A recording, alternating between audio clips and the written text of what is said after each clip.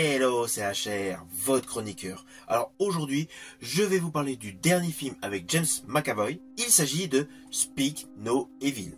Avant d'aller dans les détails, voici l'histoire. Alors l'histoire est la suivante. Dès l'ouverture du film, nous découvrons la famille Dalton qui est en vacances en Italie. On remarque immédiatement que ce couple n'a pas vraiment le cœur à la fête, car malgré le côté paradisiaque du site de leurs vacances, ils se retrouvent assez souvent attablés avec une famille danoise assez barbante. Et parallèlement, ils découvrent un autre couple avec un petit garçon qui ont l'air vraiment de s'amuser, de profiter à 100% de la vie.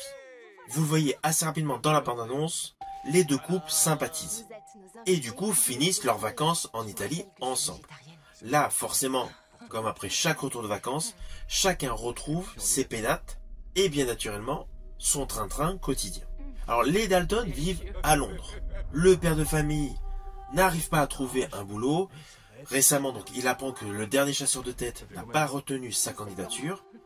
La femme a un comportement assez maussade. Bref, ce petit couple ne respire pas le bonheur. À cela s'ajoute une petite fille qui a des problèmes psychologiques, qui ne peut pas se détacher d'un lapin en peluche. Et de surcroît, comme ils sont à Londres, on est sous la pluie. Alors je ne dis pas qu'il pleut tout le temps à Londres, mais voilà, c'est le côté stéréotype qui est mis en exergue dans ce début de film. Et ils reçoivent au courrier justement une lettre, enfin plus précisément une photo, faisant office de souvenir de leurs dernières vacances en Italie, avec justement Paddy et Chiara, le couple assez sympathique avec lesquels ils avaient fini leurs vacances donc en Italie. Ces derniers justement leur proposent de les rejoindre chez eux dans une région beaucoup plus rurale de l'Angleterre. Et oui, ce fameux couple habite également en Angleterre. Voilà, c'est le postulat de base de ce film. Alors, ne vous inquiétez pas, je n'irai pas plus loin sur les lignes scénaristiques de ce film. D'après la bande-annonce, vous savez immédiatement que le personnage Paddy, interprété par James McAvoy, forcément a un comportement bipolaire. Alors je rajouterai qu'essentiellement ce film est porté justement par la prestation de James McAvoy, qui a certes une filmographie assez variée, car c'est indéniable que ce soit son rôle dans Le Dernier Roi d'Écosse, dans les X-Men ou dans Split, sa filmographie est totalement complémentaire. Il a joué dans tous les registres. D'ailleurs, il a même joué dans une série fantastique, His Dark Materials, qui a d'ailleurs eu 3 saisons. Mais là, son rôle dans Speak No Evil est davantage dans sa composition de son rôle dans le film Split de Night Shyamalan. D'ailleurs, à un moment précis, il se met à hurler donc face au vent, face au paysage donc anglais. La posture qu'il prend au moment de hurler à côté donc de son invité va forcément faire écho en vous lorsqu'il interprétait le personnage de la bête justement dans Split. Mis à part donc l'interprétation qui est toujours parfaite de l'acteur James McAvoy, ce film n'est pas forcément comme il a été annoncé. Malheureusement, dans beaucoup de cinéma, il a été annoncé comme film d'horreur. Alors que dans le fond, il a beau être produit par la Blumhouse, boîte de production spécialisée dans les films horrifiques, ce film est davantage un thriller psychologique, voire horrifique. Mais c'est plus un thriller. Ne vous attendez surtout pas à des images gore. L'aspect le plus anxiogène, le plus angoissant de ce film est l'aspect psychologique.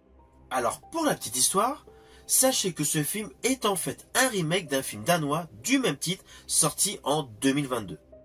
Si vous avez l'occasion de découvrir ce film de 2022, vous remarquerez qu'il y a eu pas mal de petits changements par rapport aux lignes scénaristiques. Mais les moments phares, les moments clés du film originel se retrouvent dans ce remake. C'était pour la petite histoire. Alors sur le fond, c'est un film que j'ai apprécié. Il y a de véritables interactions humaines et une réelle transposition des différentes classes sociales. Sous couvert d'un thriller, il y a beaucoup de champs narratifs exploités. À cela s'ajoute un traitement sous-jacent de la maltraitance des enfants, qui forcément est largement amplifié par le final de ce film. Car oui, le final n'est pas du tout convenu. Il y a un véritable twist, et même les dernières lignes de dialogue du personnage interprété par James McAvoy évoquent un pan très scabreux qu'a subi le personnage de sa compagne dans l'histoire. Alors le réalisateur James Watkins n'a pas une filmographie énorme.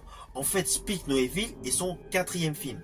Oui, il a participé à la réalisation pour la télé d'un épisode de Black Mirror et d'MC Mafia. mais principalement au cinéma, c'est sa 4e réalisation. Et d'ailleurs, je vous invite à découvrir sa première réalisation datant de 2008, qui a pour titre Eden Lake, avec notamment Michael Fassbender. Ainsi, au jour d'aujourd'hui, on peut considérer qu'il a tourné son premier film en 2008 avec l'acteur qui interprète Magneto dans les X-Men, et là, en 2024, il aura tourné un film avec l'acteur qui interprète Charles Xavier, toujours des X-Men. Bon, ça, c'est le petit côté humoristique. Mais voilà, sachez que ce film, Speak No Evil, n'est pas, un film d'horreur à proprement parler.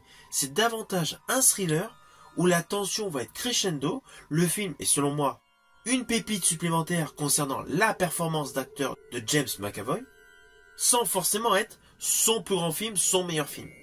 Là, on est davantage dans un style de thriller dans lequel il a tourné en 2021, My Son. Il y a un côté vraiment dark, un côté flippant, un côté angoissant. À défaut de ne pas avoir de jumpscare de folie, ni de screamer, ce film va vous tenir en haleine jusqu'à la fin, et surtout, provoquer forcément de la méfiance par rapport à des vacanciers que vous ne connaissez pas. Quand vous avez flippé et voulu partir sans dire au revoir.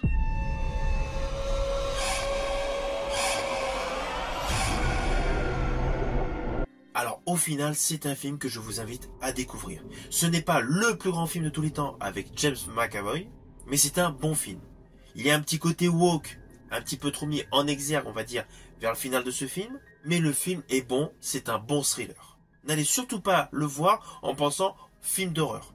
Faut vraiment aller le voir en pensant thriller psychologique. Et là, vous apprécierez grandement ce bon film.